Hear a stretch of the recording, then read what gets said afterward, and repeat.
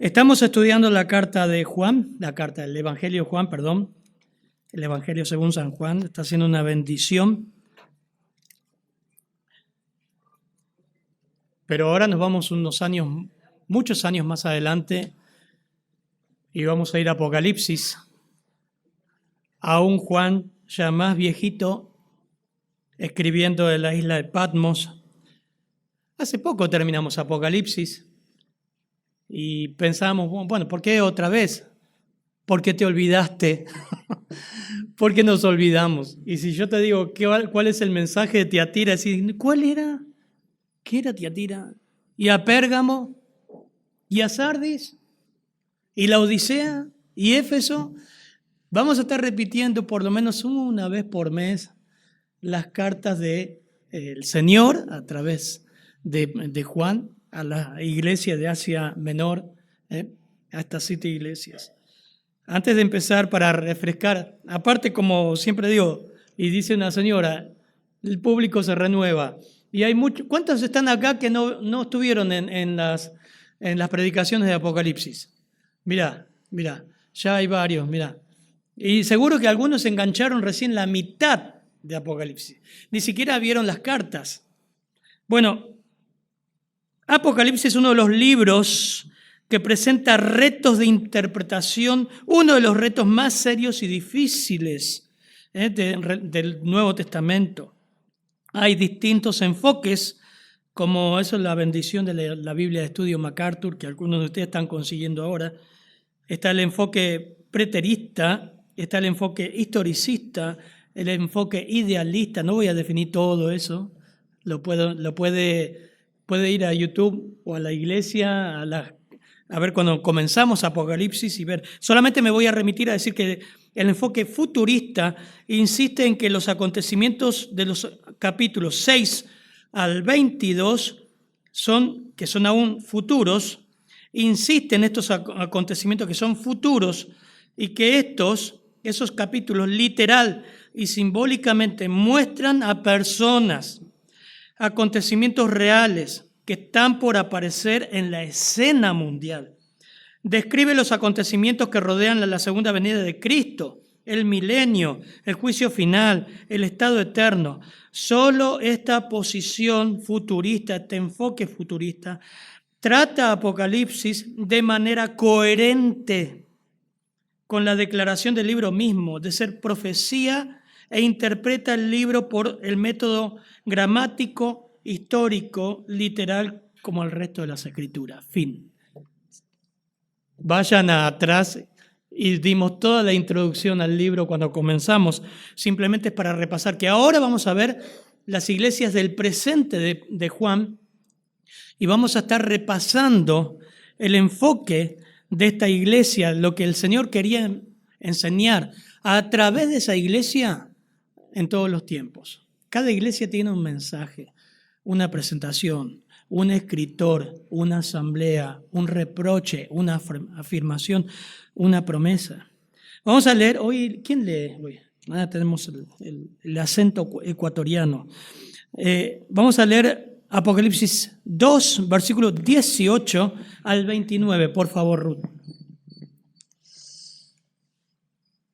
Y escribe al ángel de la iglesia en Tiatira, el Hijo de Dios, el que tiene ojos como llama de fuego y pies semejante al bronce bruñido, dice esto: Yo conozco tus obras, y amor, y fe, y servicio, y tu paciencia, y que tus obras postreras son más que las primeras. Pero tengo unas pocas cosas contra ti, que toleras que esa mujer Jezabel, que se dice profetiza, enseñe y seduzca a mis siervos a fornicar y a comer cosas sacrificadas a los ídolos. Y le he dado tiempo para que se arrepienta, pero no quiere arrepentirse de su fornicación. He aquí, yo la arrojo en cama y en gran tribulación a los que con ella adulteran, si no se arrepienten de las obras de ella. Y a sus hijos heriré de muerte, y todas las iglesias sabrán que yo soy el que escudriña la mente y el corazón, y os daré a cada uno según vuestras obras.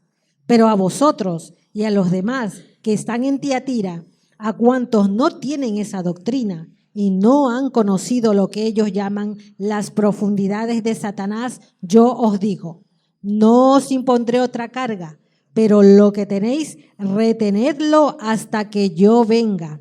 Al que venciere y guardare mis obras hasta el fin, yo le daré autoridad sobre las naciones y las regirá con vara de hierro y serán quebradas como vasos de alfarero, como yo también la he recibido de mi Padre.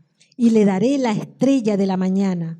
El que tiene oído, oiga lo que el Espíritu dice a las iglesias. Amado Padre, gracias por este tiempo de poder leer la Escritura, explicarla, darle la interpretación con mucho temor, con mucho cuidado, Señor. Y que tú apliques la palabra conforme a la necesidad de cada uno. Solamente tú sabes quién está escuchando, pero Señor, acá hay un auditorio, una iglesia que te ama, Señor, que necesitamos de tu voz. Es nuestro alimento, Señor. Es lo que nos cambia, nos exhorta. Somos de barro, siervos inútiles. Y necesitamos, tú eres la vid, nosotros los pámpanos. Y separados de ti nada podemos hacer. Por eso necesitamos de ti, de tu savia viva, Señor, para que nos hables. En tu nombre oramos. Amén, Señor. La iglesia de Tiatira. Acá comienza un segundo grupo de iglesias en Asia. El primer grupo es la iglesia de Éfeso, que tenía una lealtad a Cristo, pero había pasado que habían perdido el amor. Estaba carente de amor. La iglesia de Esmirna, una lealtad que se probó a fuego. Lo vamos a estar viendo cada una de ellas. La iglesia de Pérgamo, una lealtad que le faltaba pasión, pureza moral. Pero estas tres iglesias eran fieles en la fe, no se habían rendido ante los ataques del mar. Y Tiatira comienza un grupo, junto con Sardis y la Odisea, una situación un poco más grave. Aquí ya no era simplemente una minoría que era indiferente, sino que la mayoría de la gente de la iglesia era indiferente. Y los líderes, los pastores, cedieron a la falsa enseñanza. Hay como una espiral descendente a partir de ahora de Tiatira, donde la cosa empieza a caer. Es una espiral donde todo va decayendo. A veces, hermanos, antes de entrar en el escritor, quien escribe, a veces pasa eso con nuestra vida. Nosotros creemos que estamos mal con el Señor, pero bueno, ya lo voy a arreglar. El Señor es muy clemente y compasivo, ¿no? Pero cuando nosotros no estamos bien con el Señor y no arreglamos las cosas, nada en nuestra vida va a mejorar, sino que va a empeorar. Por nuestra naturaleza, por el mundo, por Satanás. Así que ponete las pilas. Pongámonos las pilas. Si hay algo que esta iglesia, a través de esta iglesia nos muestra, seamos lo suficientemente humildes para decir, quizás Dios está hablándome en algo, no quiero dejarlo pasar, es momento de arreglar las cosas. El que encubre sus pecados no prosperará, mas el que los confiese y los abandona, hallará misericordia. Puede ser orgullo, puede ser cualquier pecado, que si no lo soltás va a destruirte. Y esta es una espiral descendente donde empieza a partir de Tiatira. Fíjense cómo entra. La carta a esta iglesia es la más larga de las 7 iglesias. Se dirige a la más pequeña de las 7 ciudades, pero es la carta más larga. El mensaje central de esta iglesia es la falsa enseñanza y el pecado que no debe permitirse, incluso bajo la bandera del amor, la tolerancia, la unidad. Por eso el mensaje de Tiatira es una iglesia tolerante. Estamos en un tiempo de tolerancia. No te duermas, hermano, ¿eh? Estás acá, ¿no? Si no hacemos cabeza, tronco, rodilla, pie. Estamos en un tiempo de tolerancia, donde todos dicen hay que tolerar el matrimonio igualitario, ¿no? Y incluso en las iglesias el feminismo se ha metido en muchos aspectos. La psicología se ha metido. Se sigue esa bandera de decir, bueno, hay que ser por amor. Es lindo tener la iglesia llena, todas las sillas llenas. Y estamos en un tiempo de nuestra iglesia también muy lindo. Yo estoy disfrutando ver la obra de Dios, que uno no hace nada, simplemente enseña y Dios va activando los miembros. Es una preciosura ver a los hermanos servir juntos, que estemos sirviendo juntos. Es un clima precioso. Ahora vamos a ver eso. Una iglesia de 40 años, Tiatira. Aproximadamente 40 años. Igual que San Miguel, ¿no, Adriana? Más o menos. 40 años. 60 que estás acá, así que... 40 años de la iglesia en San Miguel, casi igual que Tiatira. Así que, hermanos, fijémonos, sigue el mismo orden, los mismos 7 aspectos que constituyen cada carta. El escritor, la iglesia, la ciudad, el elogio, el reproche, el mandato y el consejo, menos Esmirna, que no tenía reproche. El escritor, versículo 18, por favor. Y escribe al ángel de la iglesia en Tiatira, el Hijo de Dios, el que tiene ojos como llama de fuego y pies semejantes al bronce bruñido, dice esto. Bien, siempre en cada iglesia, recuerdan lo que hemos visto en Apocalipsis, se presenta de esta manera. El escritor, ¿quién escribe? Obviamente el Señor Jesucristo. El Señor, el que describe todo capítulo 1, precioso, impactante, majestuoso, a nuestro Señor. Pero escribe al ángel, al mensajero de la iglesia en Tiatira, al pastor, y está en singular. Hay uno, siempre hay uno, por más que creamos en la pluralidad de ancianos, 2, 3 pastores, hay uno que es cabeza, hay uno. Y el Señor en cada una de las iglesias se dirige a uno que es el responsable, el que corta, el que dice, bueno, hacemos esto. Algunos no creen eso. Pero yo no lo pregono, hermano, dice la Biblia. Siempre hay uno. Y la Biblia lo muestra. Se trabaja junto con otros pastores, pero hay uno donde se decide. Si no es un monstruo, si no hay una cabeza, es una monstruosidad. Pero se trabaja en equipo. En síntesis, el Señor habla a uno, al ángel, si no diría a los ángeles. La identificación del Señor comprende un trío de detalles. Es interesante. 2 de ellos son repeticiones de Apocalipsis 1:14. El nombre dice Hijo de Dios. Se presenta el Hijo de Dios. En otro se presentó como Hijo de Hombre. Hijo de Dios no aparece en ninguna otra parte de Apocalipsis de modo implícito. ¿Y por qué dice Hijo de Dios? Porque está aludiendo a su deidad y está aludiendo a juez divino, como lo estamos viendo en Juan. Se presenta como juez. No está hablando de la humildad de Cristo como hijo de hombre, sino como deidad. Y Tiatira no llega a Tiatira como sacerdote, sino como juez. Por eso les dije, este es un grupo de iglesias ya donde el pecado más grave. A eso se le suma, que dice el versículo 18, sus ojos son como llama de fuego. Eso es interesante, una visión penetrante como láser que lo distingue todo. Nada queda encubierto de él. Nada. Apocalipsis 19:12 dice, sus ojos son como llama de fuego. Sobre su cabeza hay muchas diademas y tiene un nombre escrito que nadie conoce sino él.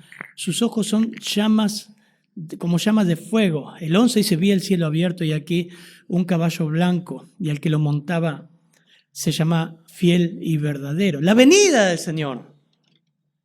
Pero viene como juez a juzgar. Lo vimos en Juan el domingo pasado. Dios le dio la facultad de juzgar al Hijo. Acá se presenta a una iglesia como juez. Esto es impactante. En una iglesia se presenta como juez. Hermanos, como iglesia no podemos ver bien las cosas que hay en el corazón, no lo vemos. Y podemos incluso sentirnos satisfechos con nuestra iglesia. Hasta podemos compararnos con otra iglesia. Bueno, nuestra iglesia es mejorcita que otra iglesia por esto y esto, pero solamente el Señor ve lo que hay oculto en cada corazón. Por eso se presenta como llama de fuego. Y esto nos debe hacer temblar a cada uno de nosotros. se presenta como ojos de llama de fuego, lo ve todo, todo. Nos debe de temblar, ¿no? Porque no está hablando de un juicio escatológico, sino que eclesiástico. Cuidado, iglesia de Tiatira. En tercer lugar, dice, sus pies semejante al bronce bruñido. Capítulo 1, versículo 12 al 15, hermanas, si lo puede leer. Ahí nomás, 1, 12 al 15.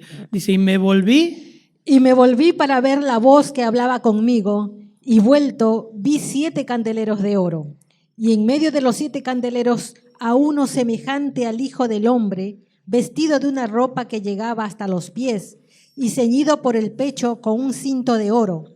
Su cabeza y sus cabellos eran blancos como blanca lana, como nieve, sus ojos como llama de fuego, y sus pies semejantes al bronce bruñido, refulgente como un horno, y su voz como estruendo de muchas aguas. Bueno, da ganas de leer todo el capítulo, todo. Juan queda completamente impactado por ver al Señor, en el cual él se recostaba sobre él y ahora lo ve en su gloria, en su completa gloria, majestad, pero le da terror. Y siempre que habla de pies de bronce está hablando de juicio. El Señor se va a presentar así en su segunda venida, vendrá a juzgar. Lo interesante es que este tema de juicio lo pone en la iglesia de Tiatira. El que anda en medio de los 7 candeleros, recuerden, repasen capítulo 1, los candeleros son las iglesias. O sea que nadie puede pensar que la iglesia hace lo que quiere. Acá no hay un jefe. Yo no soy el jefe, hermanos. Soy de barro. Mi misión es dar la palabra. El jefe es el Señor. Y Él es el que se mueve. A Él daremos, no los pastores, todos juntos, todos daremos cuenta.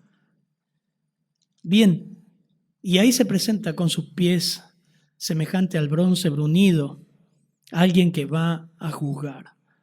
Así se presenta el Señor con la iglesia de Tiatira. Ve todo y viene a juzgar. La iglesia, y escribe al ángel, este es el segundo punto, no hay estructura, la estructura debe respetar el texto. Y el texto ahora te dice que la iglesia de Tiatira, ¿cómo era? ¿Dónde surgió la iglesia de Tiatira?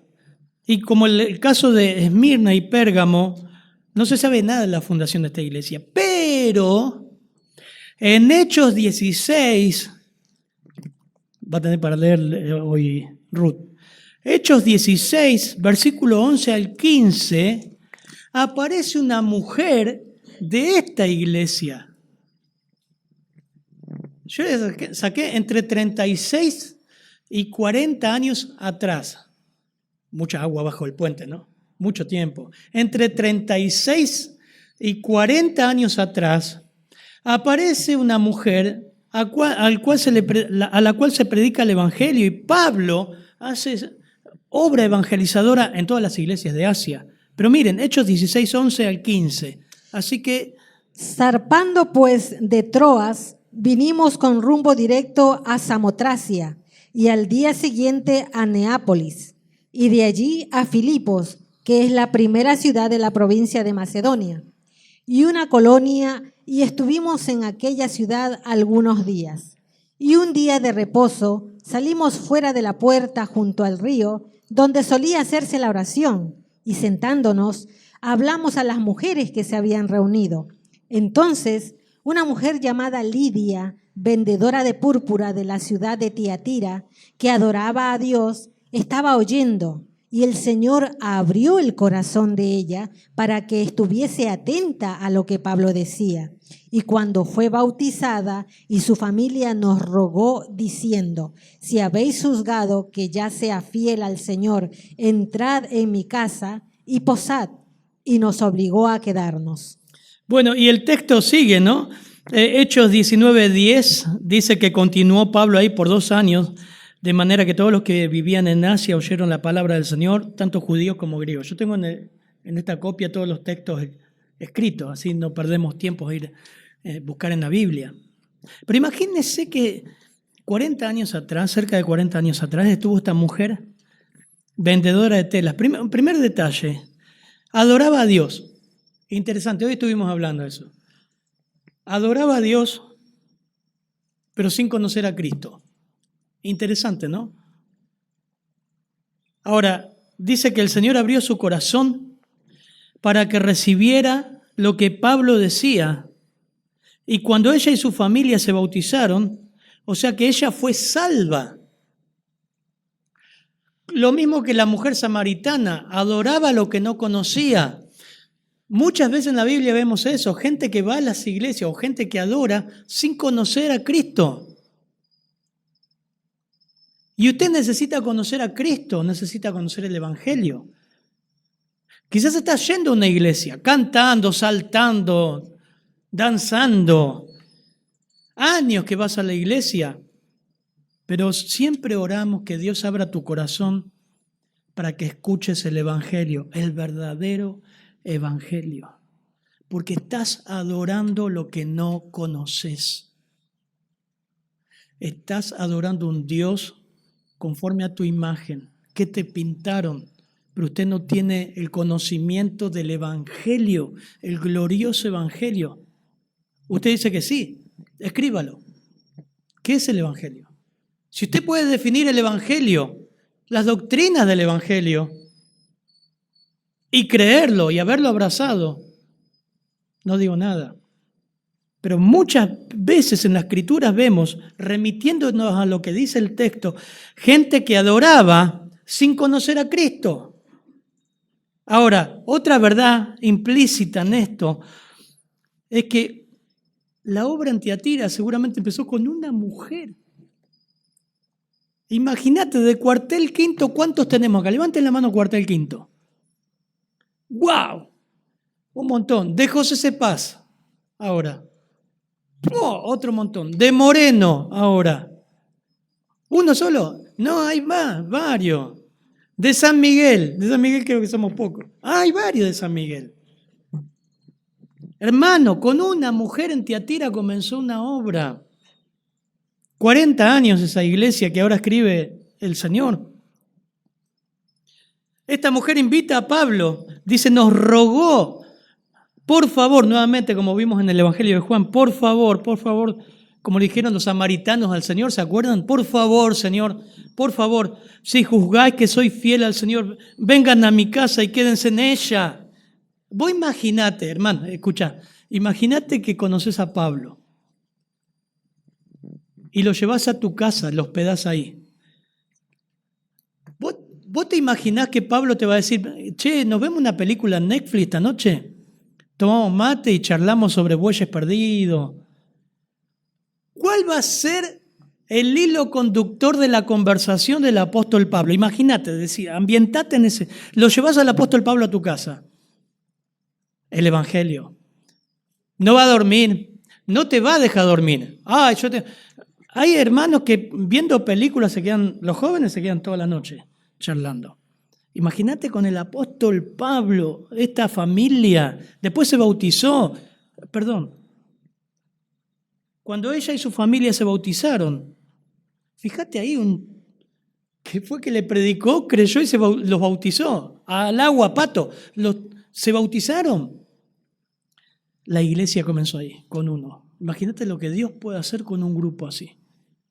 Las obras que Dios puede levantar en José Cepaz, en Cuartel Quinto, en Moreno, a través de familias que digan, yo quiero ser misionero en el lugar donde estoy y guiar a Cristo a otros.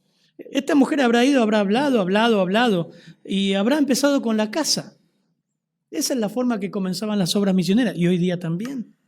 La ciudad, hermanos, fíjense, no dice nada el texto, vamos a remitirnos a lo que era la ciudad de Tiatira. Geográficamente Tiatira distaba aproximadamente entre unos 64 y 72 kilómetros al sudoeste de Pérgamo. Esto viendo el mapa, que lo tengo que leer, lo tengo escrito porque lo sacamos de libros. Y esto te ayuda a ambientarte y a meterte en la atmósfera del pasaje. Miren lo que era el comercio. Vos podés googlearlo y buscar Tiatira en la antigüedad. ¿De qué vivía? Tiatira se destacó en un centro, como centro industrial de lana, lino, ropas, teñidos, artículos de cuero. Bueno, ¿qué era Lidia? Vendedora de púrpura, de tintas, de telas de púrpura, telas de púrpura. Tenía una excelente artesanía de bronce también. Es interesante, el Señor se presenta como sus pies, como bronce. En la Biblia se narra que el apóstol Pablo encontró en Filipos a esta vendedora. En cuanto a lo religioso, Tiatira, cada gremio, Tiatira se conocía por la ciudad de los gremios, hoy le decía a las mujeres, ciudad de los gremios. Y cada gremio religiosamente tenía su patrona, como diríamos hoy su virgen, ¿no? Fiestas, festividades, tenían fiestas patronales de su gremio, que incluía promiscuidad sexual, borracheras e idolatría. Que usted dice, eso es muy extremo, hoy día no pasa. No pasa tanto, pero en la antigüedad era horrible. Si usted lee cómo era Pompeya, cómo era Roma, el contexto de la cultura greco-romana era horrible, promiscua. Pablo habla mucho de eso, en Corinto, en Romanos.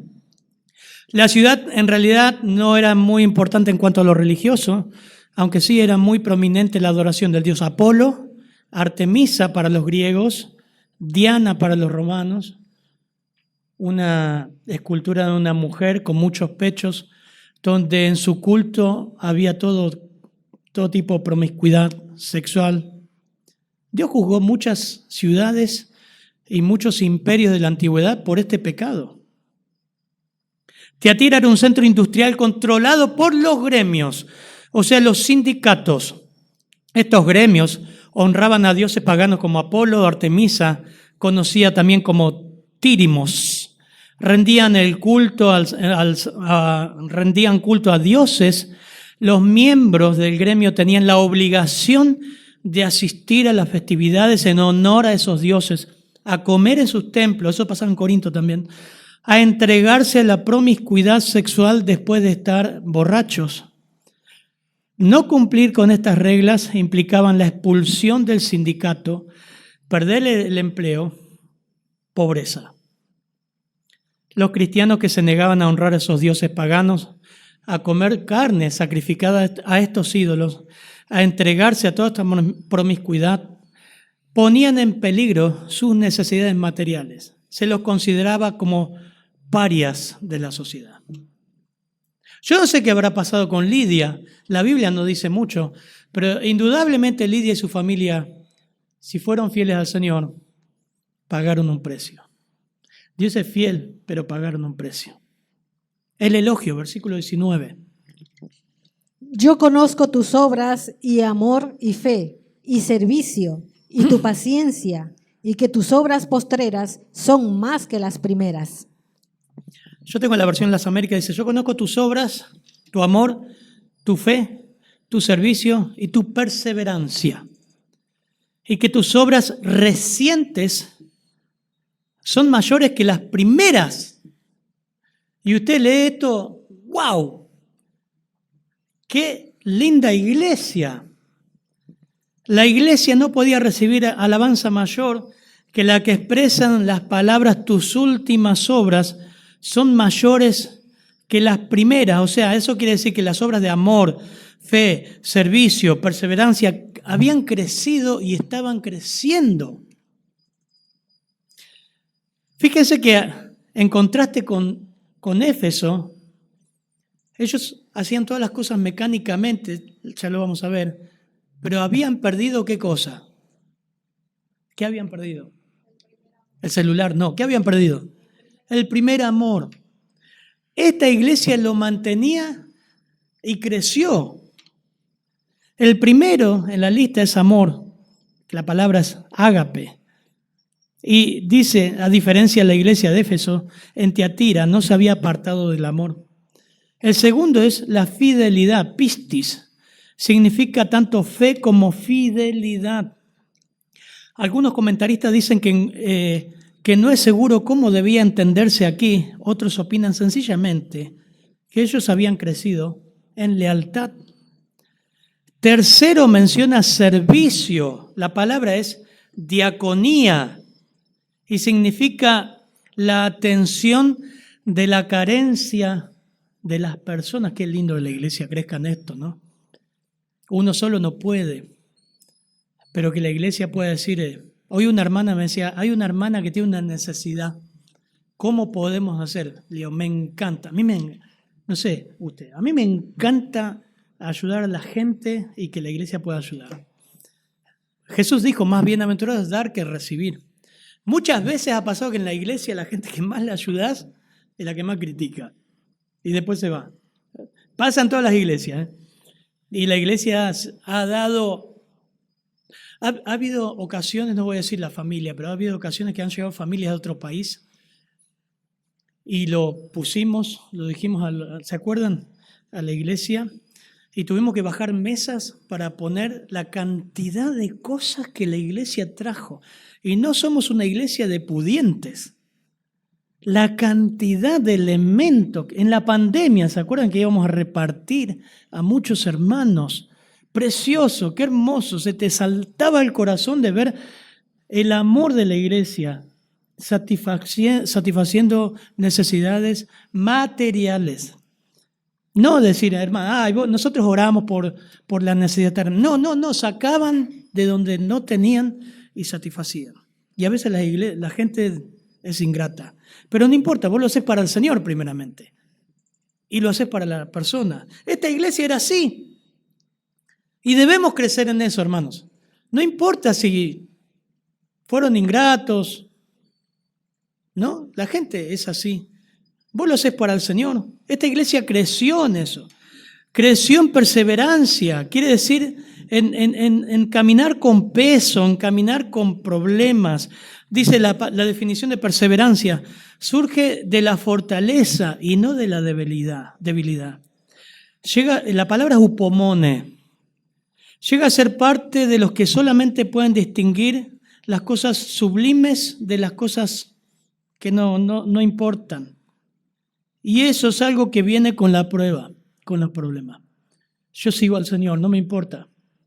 Aunque Él me matare, yo lo voy a seguir. Aunque pase esto, fulano, mengano, haga esto, yo sigo a Cristo. Había un himno, tenemos que cantar los himnos, yo sigo a Cristo. Más allá de todo. Eso es upomone, perseverancia, sale adelante, puesto su carga en el Señor. Wow. Y encima termina, versículo 19, que sus obras recientes, lo que ahora están haciendo, son mejores que las primeras. Mejoraron. 40 años. Que el Señor nos guíe, hermanos, a cada año a ser mejor. A ser mejor. Tenemos con los hermanos, tenemos un grupo de varones preciosos. Un hermano de administración, hermanos que están con los jóvenes, los hermanos miembros nos juntamos, ahora nos tenemos que juntar esta semana, estamos estudiando un libro, orando juntos. Al final, en 3 partes tenemos ese bloque. Primero oramos por cosas íntimas uno de otro, y ahí salen cosas del corazón, a veces lloramos, y decimos, me siento mal, esta semana no leí la Biblia, ayúdenme con esto. Es una apertura del corazón hermosa. Los hombres miembros nos juntamos así. Leemos y al final tenemos críticas. Decimos, podemos mejorar esto, podemos hacer esto, vamos guiando. Y es precioso que el Señor nos encuentre más adelante haciendo lo mismo y con los que van entrando lo mismo, en toda humildad. Entonces voy a decir, pastor, ¿qué tiene de malo esta iglesia? Ahora viene, hermano. Y eso es por eso elegí esta iglesia para darlo. Porque nuestra iglesia está así, está hermosa, preciosa. Hemos pasado por un montón de cosas. Pero te acostás a la noche, hoy me acuesto a la noche y te acostás con gozo. Recordando la carita a cada hermano y ver lo que está haciendo, cómo el Señor lo está utilizando. Y lo humilde, lo buenos que son. No se agranden, ¿eh? Porque por eso elegí Tiatira. Esto puede ser precioso. Pero el problema puede ser que esté construido sobre cristal. Y todo lo que podemos construir en el ministerio puede estar debilitándose por el reproche que hace ahora el Señor. Cuidado. Vamos al reproche. Ahora viene la parte fea. Versículo 21. Vamos al 21, porque es hasta el 23. Pero tengo unas pocas cosas contra ti, que toleras que esa mujer Jezabel, que se dice profetiza, enseñe y seduzca a mis siervos a fornicar y a comer cosas sacrificadas a los ídolos. Y le he dado tiempo para que se arrepienta, pero no quiere arrepentirse de su fornicación. Bueno, vamos por parte. Ahora viene el reproche. Todo bien. A pesar del elogio, no estaba todo bien en la iglesia. No había persecución externa. No había lobos rapaces de afuera. La iglesia los sacaba volando, los echaba. Y está bien que se haga eso. Y se debe hacer eso. Pablo dice, cuidado. Pero el problema era que había personas malas dentro de la iglesia. Había personas malas dentro de la iglesia y se las había tolerado. Dentro de la congregación había personas malvadas. No estoy diciendo que esto está pasando acá, hermano, no estoy diciendo para nada. Aparte, el pastor ni nadie de nosotros tenemos ojos como llama de fuego. Solamente eso lo ve el Señor. Pero vamos al contexto de Tiatira, después vemos cómo el Señor lo aplica a nosotros. Había con su mirada láser, había mirado penetrantemente lo que estaba pasando con una mujer. No sabemos si se llamaba Jezabel. Muchos comentaristas dicen que tomó el ejemplo del Antiguo Testamento. Pero versículo 20 dice, tengo contra ti. Y está hablando al mensajero. Acá la cosa cae sobre el pastor o los líderes que toleras a esa mujer Jezabel. ¿Lo ven? Fíjense la gramática del texto, que en cada iglesia, cuando está la presentación y o el reproche, habla el pastor responsable. 2.1 dice, escribe al ángel de la iglesia en Éfeso. Escribe al ángel de la iglesia en Esmirna. Versículo 9 del capítulo 2, versículo 8 y 9, dice, conozco tus obras. Habla a la iglesia y habla al ángel. Escribe al ángel de la iglesia de Pérgamo. Y llegamos a 2.18, escribe al ángel de la iglesia de Tiatira. Y tengo contra ti. La amonestación es al líder de esta iglesia. En este texto, el pastor principal de Tiatira, y tenía un serio problema. Que toleras a esta mujer, Jezabel, que se dice ser profetisa. Estoy leyendo el texto. Y enseña y seduce a mis siervos a que cometan actos inmorales y coman cosas sacrificadas a los ídolos. Palabra que tenemos que ver qué significa tolerar. La palabra es afiemi y significa perdonar, permitir, quedar, consentir, dejar, entregar. Y fíjese, el versículo 20 habla de un pecado doble. Primero, que este hombre le permite que enseñe. Acá varios no, seguramente a partir de ahora, algunos que estaban viendo este mensaje no lo van a ver más. Permite que enseñe. Juan aclara, dice que dice ser profetiza. Mira el versículo 20. Dice, tengo contra ti que tienes esa mujer, que toleras a esa mujer Jezabel, que la permite, que le entregas el ministerio, le consentís, le perdonás, dejás que se quede. Se autoproclama, se dice a sí misma maestra, profetiza, alguien que enseña. Enseñe. Hermanos, la Biblia dice claramente que no debe haber pastoras. Usted dice, pero existe, pastor. Sí existe, pero la Biblia dice que eso no debe existir. Mire lo que dice 1 Timoteo 2.11, que la mujer aprenda calladamente, versión de las Américas, 1 Timoteo 2:11. Que la mujer aprenda calladamente. Uy, pero pastor, esta semana fue el Día de la Mujer. Todas fueron al Congreso. Saltaron los molinetes, el empoderamiento de la mujer. ¿Cómo va a enseñar eso, pastor? Nos van a hacer juicio. Bueno, es lo que la Biblia dice. Yo estoy explicando lo que dice el texto. Pero lo que pasa es que Pablo era machista, ¿en serio? Miren los argumentos que dice Pablo. Que la mujer aprenda calladamente, con toda obediencia. Yo no permito que la mujer enseñe, según 1 Timoteo 2:12, ni que ejerza autoridad sobre el hombre, sino que permanezca callada. Eso está hablando en el contexto del culto público. Pero hay mujeres que enseñan, sí, hay mujeres que enseñan. Mi esposa enseña en las mujeres, en los niños. Dios ha usado muchas mujeres a lo largo de la historia de la iglesia. Pero nunca ves en la Biblia mujeres pastoras.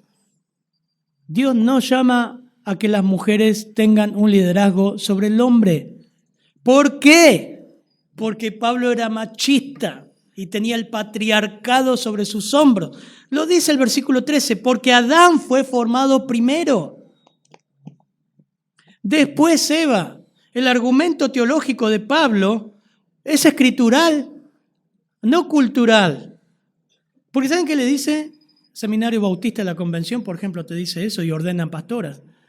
Que eso es un argumento cultural, por la cultura del momento. Pero es escritural.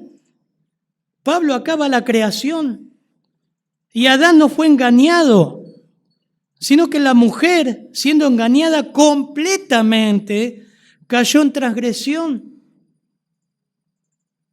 La idea que Pablo y la Escritura las ponen en un lugar de resguardo. No es fácil ser pastor, ser líder de una congregación. Eso no está en los hombros de una mujer. No debe estar. Está reservado para los hombres. Por eso estamos fortaleciendo tanto el liderazgo masculino. Y no estoy diciendo que las mujeres no sirvan. Acá hay mujeres preciosas que sirven en todo. En todo. Y en la enseñanza con las mujeres, y en el discipulado con las mujeres, y predicando el evangelio. Pero este pastor tenía un problema. Le dejó, tengo contra ti que toleras a esta mujer, o sea, toleras, le perdonas, le permites, le dejas, le consientes, le entregas, que enseñe. La palabra enseña didasco, entrenar, instruir. En segundo lugar, el otro pecado dice que enseñe cosas retorcidas. Porque lo que enseñaba, ¿no? Encima, si por lo menos un mal menor sea el evangelio, pero enseñaba cosas retorcidas. Dice que ser profetiza, se autoproclamaba ella misma profetiza. Y enseñe y seduzca a mis siervos a que cometan actos inmorales y coman cosas sacrificadas a los ídolos. Este pastor tenía un problema. Seguramente era una mujer de un carácter muy débil. Claro, usted me va a decir, no, un carácter muy fuerte. No, las mujeres que tienen carácter muy fuerte es que en realidad son muy débiles. Muy débiles. Una mujer de carácter fuerte es Proverbios 31. Una mujer de carácter fuerte es una mujer controlada por el Espíritu de Dios, no por sus caprichos, sus berrinches, sus locuras. Y lastimosamente, mire, la mujer tiene cosas muy lindas. Una mujer entregada al Señor es una bendición y lo vemos en la Escritura, pero la Escritura abunda también en ejemplos de malas mujeres que están ahí para que nosotros tomemos en cuenta y las damas también tomen en cuenta. Lastimosamente encontramos muy malos ejemplos de mujeres que hicieron lo malo en las Escrituras, manipular, doblegar el corazón de los hombres. Por ejemplo, Génesis 16:2, no lo busquen. Génesis 16:2, lo pueden anotar. Génesis 16:2. Dijo entonces Sarai. ¿Saben quién era? Sí, no, Sarai, la esposa de Abraham, el amigo de Dios, el padre de la fe de los judíos. Ya ves, así lo ponen las Américas. Ya ves. Yo le pongo un poquito más de atmósfera. Me imagino cómo debe haber sido. Ya ves que Jehová me ha hecho estéril. Te ruego, pues, que te llegues a mi sierva. Quizás tendré hijos de ella. Esto fue malo, horrible. La palabra ruego, ahí en el original habla de alarido, alboroto, alzar la voz, se compara al balido de los animales, bramar. ¿Vieron la cabra? Todo el tiempo, basta. Todo el tiempo. No tengo hijos, no tengo hijos, no tengo hijos. Dios me hizo estéril, no tengo hijos, no tengo hijos, no tengo. Y Abraham dice, tremendo, 16:2 de Génesis, 16:2, y atendió a Abraham al balido de Sará. Y ustedes saben la historia cómo termina. Pollerudo. Después saben la consecuencia que trajo eso. Hay otros pollerudos más en la Escritura. Jueces 16:6. Y Dalila dijo a Sansón, yo te ruego, otra vez, yo te ruego que me declares en qué consiste tu gran fuerza y cómo podrás ser atado para ser dominado. ¿Saben cómo termina la historia? Lo insistió, le rogó, bueno, está en mi pelo. ¡Pring! La mujer pudo con el padre de la fe, la mujer pudo con el hombre más fuerte del Antiguo Testamento, de la historia. Y podemos seguir, ¿no? Podemos seguir con las mujeres de Salomón, el hombre más sabio. Inclinaron el corazón de Salomón al punto de sacrificar sus hijos a Moloc, fritándolos en los brazos de un dios. Inclinaron, claramente lo dice la Escritura. De alguna manera esta mujer dentro de la iglesia supo ingeniárselas para hacer mal y manipular al pastor, a los pastores, a los líderes. Y seguramente no querían problemas. No, yo esta hermana, la verdad. Déjale que enseñe. ¿Sabe lo que es cuando se enoja esta mujer? Déjale, tenemos problemas. Ella está, dale ese grupo, que enseñe, dale ese grupo. Y listo, no hincha más. Ella puede estar ahí tranquila. Déjale que enseñe. No sabe lo que es enojada esta mujer. Aparte está todos los días en la puerta de la oficina. Pastor, ¿cuándo me va a dejar enseñar? Yo tengo esto, pastor, yo tengo títulos de esto. En realidad esta mujer seguramente, dicen muchos comentaristas, que ella seguramente era dueña de empresas, estaba metida en los gremios y ahora vamos a ver lo que enseñaba. 1 Corintios 14:29, no lo vamos a leer todo, les busco yo. Dice, las mujeres, 34, las mujeres guarden silencio en las iglesias porque no les permito hablar. Antes bien, que se sujeten, como dice también la ley. Si quieren aprender algo, que aprendan de sus maridos en casa, porque no es correcto que la mujer hable en la iglesia. El contexto de 1 Corintios 14, muy sarcástico. Pablo usa el sarcasmo como método de exhortación, los dones, el don de lengua. Y las mujeres estaban haciendo lío en las iglesias. Cállense, le dice Pablo. No, pero yo tengo palabra del Señor. Cállese. Decile a tu marido en tu casa, no quiero más problemas. 1 Timoteo capítulo 3, hay muchos de la Escritura. Dice de los diáconos, que también estos sean sometidos a prueba primero. Eso es lo que vamos a ir estudiando este año. Ojalá la iglesia ya tenga diáconos a fin de año, diáconos nombrados por la iglesia, lo que la iglesia diga. Ahora tenemos hombres de confianza, son una bendición, una bendición. Pero miren lo que dice 1 Timoteo 3:10 el apóstol Pablo cuando va delineando el orden de la iglesia. Corintio todavía no tenía líderes, pastores, diáconos. Estos sean sometidos a prueba primero. Y si son irreprensibles, que entonces sirvan como diáconos. Pero el versículo 11 dice, de igual manera las mujeres, se entiende en el contexto que está hablando de las mujeres, los diáconos, deben ser dignas, no calumniadoras, sino sobrias, fieles en todo. ¿Y por qué habla de eso, Pablo? Cuando elijas un diácono, fíjate en la esposa, cómo es. Y me llama la atención no solamente digna, calumniadora es la palabra diabolos, diabólicas, sino sobrias, esa es controlada a sí misma. Por eso una mujer de carácter fuerte es sobria, no una mujer que te larga todo y se enoja. Sin duda, Lidia, antes de su conversión, fue miembro de un gremio y tuvo que resolver ese problema entre Cristo y el gremio. Esta mujer, Jezabel, quizá tenía intereses comerciales en Tiatira. Llama la atención con la iglesia que viene previo, que es Pérgamo, que también tenía el mismo problema, la doctrina de los nicolaitas. Y Jezabel hacía la misma forma de engañar al pueblo de Dios, convenciéndolo de que adopte un estilo de vida que le permitía ser aceptado en el mundo y seguir siendo miembros de la iglesia, pero a la vez eso no repercutía en los gremios y en su vida laboral.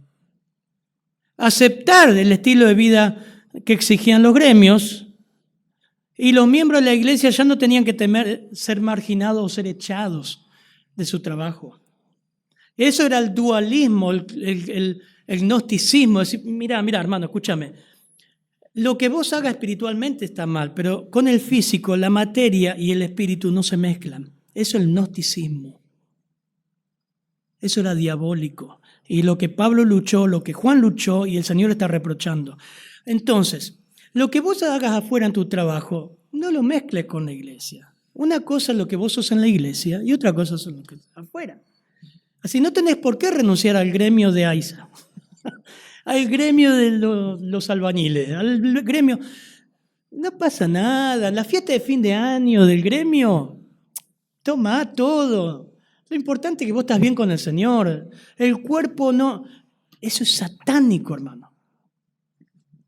Lamentablemente hoy muchas iglesias hacen eso. Es triste ver cuando piden gente de referencia, y es muy lindo ver cuando piden gente de referencia en nuestros trabajos y digan, tráeme uno como vos, que le podemos dejar la llave y confiamos. Pero es triste ver, dice, no me traiga ningún evangélico, hay cada chanta entre ustedes. Hace el trabajo, no, tráeme mejor a alguien de afuera. O que los mismos cristianos dicen, yo quiero llamar a un albañil, pero no traigas nadie de la iglesia. Yo quiero llamar tal, pero no traigas nadie de la iglesia, porque el que vino de una iglesia me hizo un desastre. Eso es triste. Lamentablemente esta mujer indujo a la congregación, a un grupo, a seguirla. El texto lo que nos revela, miren, versículos 21 y 22, por favor. Y le he dado tiempo para que se arrepienta, pero no quiere arrepentirse de su fornicación. He aquí, yo la arrojo en cama y en gran tribulación a los que con ella adulteran, si no se arrepienten de las obras de ella. Mira, la postraré en cama, dice las Américas, y a los que cometen adulterio con ella. Obviamente estaba vinculando a los que tenía discípulos. Estaba vinculando gente con ella a que participe de todas estas fiestas perversas. Romanos nos da luz sobre este tema. Corinto nos da luz sobre este tema. Y encima eran miembros de la iglesia, venían tomando la Santa Cena como si nada. Ese problema había en Corinto. Dice, participan de la mesa de los demonios y de la mesa de Cristo. Esto es incoherente, Pablo lo decía. La iglesia evidentemente tenía 40 años. No sabemos cuánto hace que estaba esta mujer. Si estaba cerca de que se fundó la iglesia, era mucho tiempo. Lo que nos dice el texto es ver la misericordia de Dios y el tiempo que nos da para que cambiemos. Le he dado tiempo para arrepentirse. No quiere arrepentirse. De nuevo, le he dado tiempo para arrepentirse. No quiere arrepentirse. Nos está diciendo que el juicio está llegando a la puerta. No podemos especular, no debemos especular. No, pero esto va 40 años, 10 años, no sabemos. Pero lo que sí dice el texto que le dio bastante tiempo. Hermanos, históricamente el contexto es este, pero puede pasar que estemos albergando algunos pecados y estemos jugando con eso y decimos, no es tan malo, no afecta. No afecta a la congregación, sí afecta. Y estemos ahí guardándolo, puede ser, póngale lo que quiera, no necesariamente tiene que ser algo promiscuo como era esta iglesia, adulterando, puede ser, pero puede ser orgullo, puede ser algunos pecados que lo estás acariciando y decís, bueno, esto es mío, no pasa nada. Y Dios te dice, hace tiempo te dije, cortá con eso. Cortá con eso. Hace tiempo, le he dado tiempo para que te arrepientas y no querés arrepentirte. En este caso, de su inmoralidad. Bueno, acá el Señor traza la raya y dije, ahora la postraré en cama. No solamente a ella, a los que cometen adulterio con ella. Es interesante porque no disciplina al pastor. Aunque seguramente le mostró esto, no estoy dando eso porque lo digo por mí, no estoy dando el texto, hermano. Acá el Señor está hablando con la mujer que está haciendo esto y con los que la están siguiendo. El pastor era responsable de esto, pero a la que iba a matar era esta gente. Y a los que cometen adulterio con ella los arrojaré en gran tribulación si no se arrepienten de las obras de ella. O sea, hay dos grupos. Los que están asociados con ella, versículo 23, mire, y a sus hijos mataré con pestilencia. Es terrible. La consecuencia del juicio que traería el Señor es que las iglesias van a saber que yo soy, el pastor no hizo nada con esto. No hizo nada, no tomó medidas, no trazó la raya, no la sacó ni de la iglesia, ni de enseñar, no le sacó el ministerio, le tuvo miedo. Bueno, yo la voy a sacar.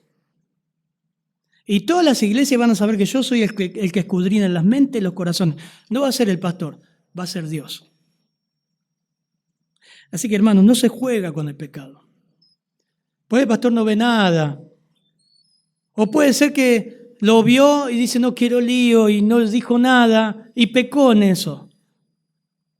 Pero con Dios no podés ocultarte.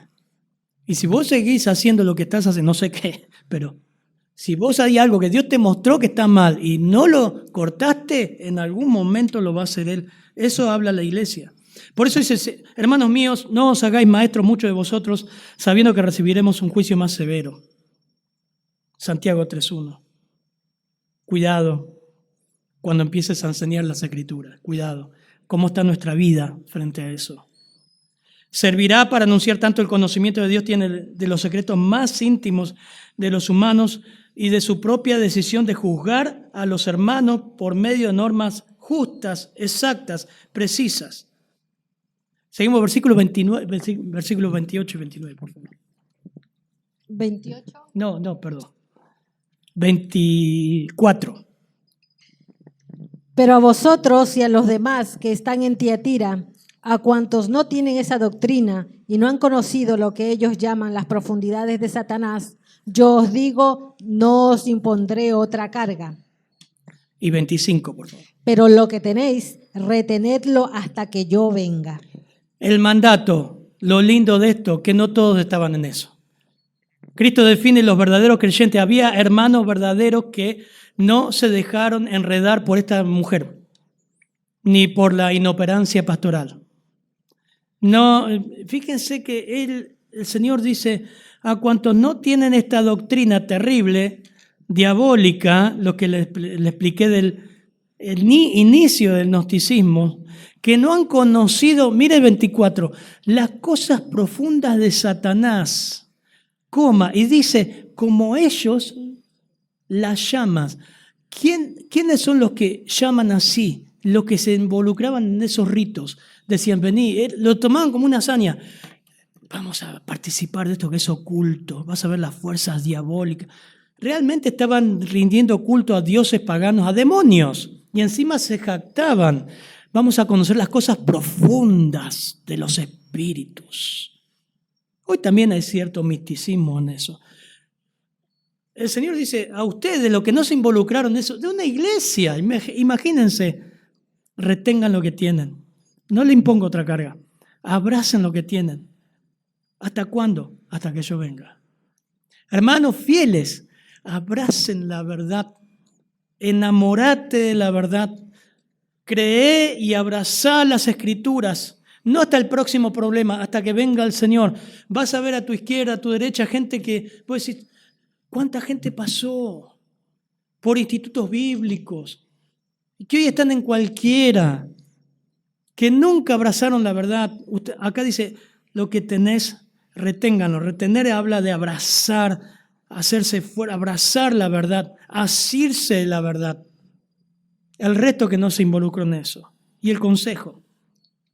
Al vencedor, al que guarda mis obras hasta el fin. ¿Quiénes son? Ese fue el mandato. Hermanos, ven que todo esto pasa. Ustedes abracen la verdad. Pero el consejo dice al vencedor, ¿será que hay vencedores y hay otros que no son vencedores? Bueno, según Romanos 8:37, dice que los que estamos en Cristo somos más que vencedores por medio de aquel que nos amó. Somos más que vencedores. O sea que todo creyente que se caracteriza por guardar sus obras hasta el fin, por abrazar la verdad, le daré autoridad sobre las naciones. Las regirá con vara de hierro.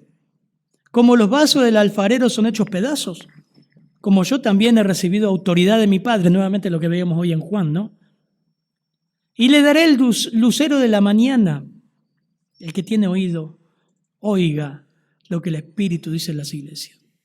En cada iglesia hay un consejo, una promesa preciosa que habla a los creyentes. Hay distintos rasgos de Cristo y promesas escatológicas también. A todo verdadero creyente va a ser presidente en alguna nación de aquí del mundo. Así que prepárate. Si no vas a ser presidente, vas a ser gobernador, intendente. ¿Eso dice el texto? No todos los creyentes. Puede haber algún, yo no creo. Muchos dicen, tal presidente es creyente, ¿en serio? ¿Y vos cómo sabés? Pero lo que está diciendo ahí está hablando del milenio. Hay milenio. Y participaremos en el reinado con Cristo. Todo creyente participará en el reino milenial. Tendrán autoridad sobre naciones literales. Y ahí sí gobernaremos con Cristo con vara de hierro. Y como los vasos del alfarero son hechos pedazos. O sea, así va a gobernar Cristo en los 1000 años. Un día ejerceremos autoridad sobre ellas. Cristo nos delegará autoridad. ¡Qué privilegio! La autoridad que recibió el Padre. Todo creyente verdadero también reflejaremos la gloria de Cristo, el lucero de la mañana. También se describe como la estrella de la mañana. Todo creyente verdadero tiene oído. Miren cómo termina 29. ¿Qué dice 29, versículo 29? El que tiene oído, oiga lo que el Espíritu dice a las iglesias. Bueno, esto es para la persona que puede oír bien. O sea, para mí no, porque tengo un cuarto de oído. ¿A qué se refiere eso? Simbólicamente, está hablando a todo creyente que prestes atención, por favor. Prestes atención, por eso repasar estas iglesias. Es un llamado a que las iglesias presten atención como Tiatira, como esta mujer que si no se arrepiente recibirá el juicio de Dios. No en el futuro. El juicio de Dios era ahí, como pasó en Corinto también. 1 Corintios 11. Algunas preguntas aplicativas, hermanos. ¿Estás reteniendo, abrazando fuerte la verdad de Dios? Eso implica tomar nota, escuchar en la semana, leer la Biblia. Ayer escuchaba un videíto chiquitito de Paul Washer, si se acuerdan, que él decía, joven, No vas a crecer viniendo a la reunión de jóvenes. No, pastor, no diga eso. No vas a crecer en la reunión de jóvenes. No vas a crecer viniendo a la iglesia. No vas a crecer yendo a campamentos. No vas a crecer escuchando predicaciones. Vas a crecer invirtiendo tiempo en la palabra de Dios. La palabra de Dios es lo que nos da crecimiento y abrazar esa verdad. ¿Estás reteniendo y abrazando fuerte la verdad de Dios? ¿Hasta cuándo? Hasta que Él venga. ¿Qué relación mantienes con el pecado? ¿Es algo que lo podés tolerar, manejar? Ahora sí leemos Mateo 18:9, por favor, Samuel. Mateo 18:9 y Ruth, Proverbios 6:27. Mateo 18:9, escuchen a Samuel fuerte, por favor. Mateo 18:9.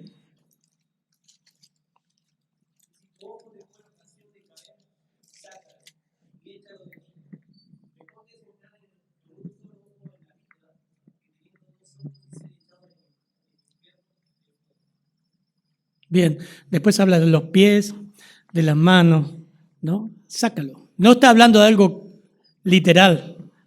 No vengan el domingo que viene y se sacaron el ojo, hermano. Es simbólico. Está hablando de cortar, aunque duela, con el pecado. Cortar con el pecado. Proverbios 6:27. ¿Tomará el hombre fuego en su seno sin que sus vestidos ardan? Principios, la Biblia habla. No puedes jugar con fuego porque se te va a prender, te vas a prender fuego. Vamos a orar, Padre. Gracias por tu palabra, Señor. Gracias por el mensaje a Tiatira. Una iglesia preciosa, Señor, que quizás comenzó con una mujer o con un grupo, 40 años. Una iglesia en la cual tú te presentas con los ojos como llama de fuego. Tú lo ves todo, Señor. Ayúdanos a no ser tolerantes con el pecado. Ayúdame, Señor. Quizás hay cosas que somos torpes y no vemos, como dice el rey David, Señor. Aún muéstrame, Señor, mi maldad. Muéstrame lo que yo no veo, Señor. Límpiame de mi maldad. Señor, en maldad he sido concebido. Purifícame, Señor. Que no nos enamoremos de hábitos pecaminosos. Que no consintamos venir a la iglesia y después ensuciarnos o revolcarnos en el pecado, Señor. Ayuda, Señor, a que estas personas puedan convertirse y ver también la consecuencia del pecado. Ayúdanos a mantenernos, Señor, en la verdad, a amarla, hasta que tú vengas o hasta que tú nos lleves, Señor. En tu nombre, amén, Señor.